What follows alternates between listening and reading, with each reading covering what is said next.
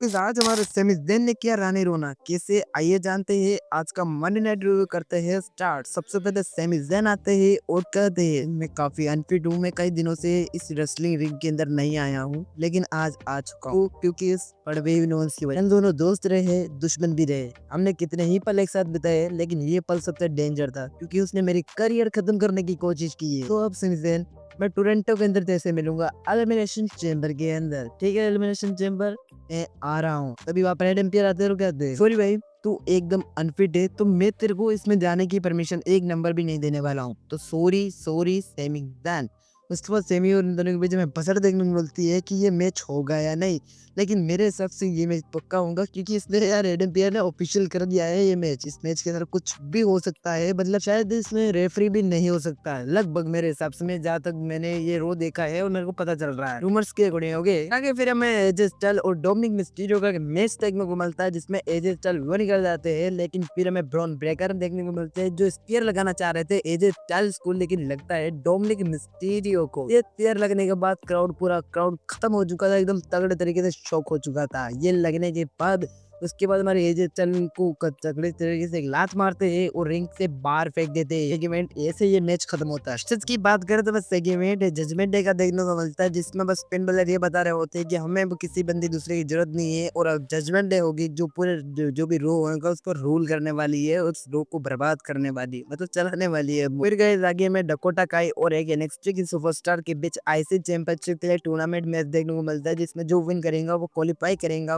वो सीधा जाएगा आईसी चैंपियन की तरफ, जिसमें हमारी जो भी डकोटा काई होती है वो विन कर जाती है और बाद में हमें आईसी चैंपियन और डकोटा काई का फेस ऑफ भी देखने को मिलता है। फिर आगे में गुंतर आते हुए दिखते हैं, वो वहीं से आते हैं जहाँ से जय इंडिया लेते हैं। फिर गुंतर के आज मैं देखूंगा कि यहाँ से आने से कैसा लगता है। हाँ वो जय उस उन्हें पता है ना कि उसने मुझे चैलेंज कर लिया है, अब वो नहीं बचेगा। फिर वो अपने बक्सोदी पे फिर वो रिंग के अंदर आते और कहते हैं रेसलमेनिया 41 के बाद तुम देखोगे जय उसो का खून मेरे हाथों में लगा होगा। अब मैं ऐसा चाहता हूँ कि कुछ प्रोफेशनल बंदों से पूछा जाए कि क्या वो जीतेगा या हारेगा। वो पेट कमिंग से पूछते हैं तो पेट कमिंग से बोलते हैं अरे भाई अरे देखता है कौन जीतेगा। लेकिन क्या होता है कि फिर गुंदर को टोंट वगैरह कुछ करते हैं तो पेट कमिंग कहते हैं तुम्हें बता दूं जय उसको ही विन करेगा।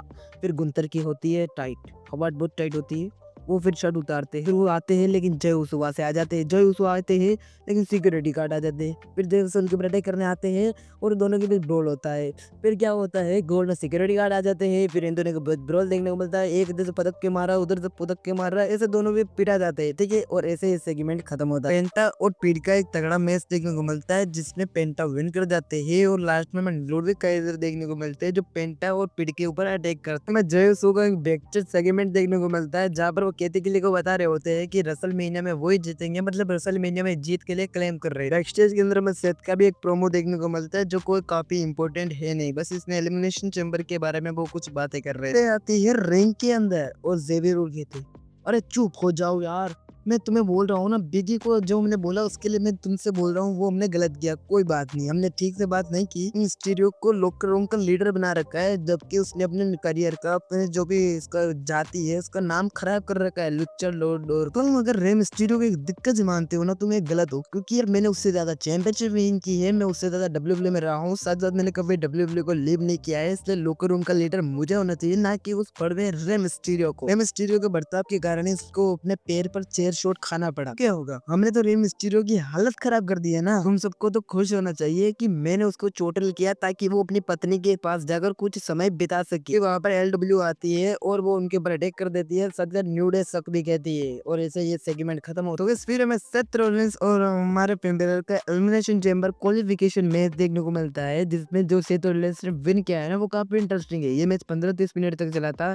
तो इस मैच की मैं तुम्हें हाईलाइट्स बता देता हूँ। क्या होता है कि लास्ट में हमारे फिन बैलर होते हैं, वो उनको रोल अप के सहारे से पिन करने की कोशिश करते हैं लेकिन पिन होता नहीं है, उल्टा से तो उनको वो पिन करने लगते हैं लेकिन वो भी नहीं होता। उसके बाद हमारे फिर बैलर उनको जो उनका सबमिशन होता है उसमें फंसा लेते हैं, लेकिन क्या होता है कि सेथ उसको काउंटर कर लेते हैं और जल्दी से अपना फिनिशर स्टॉम्प लगा देते हैं और ऐसे वो पिन करके विन कर जाते हैं।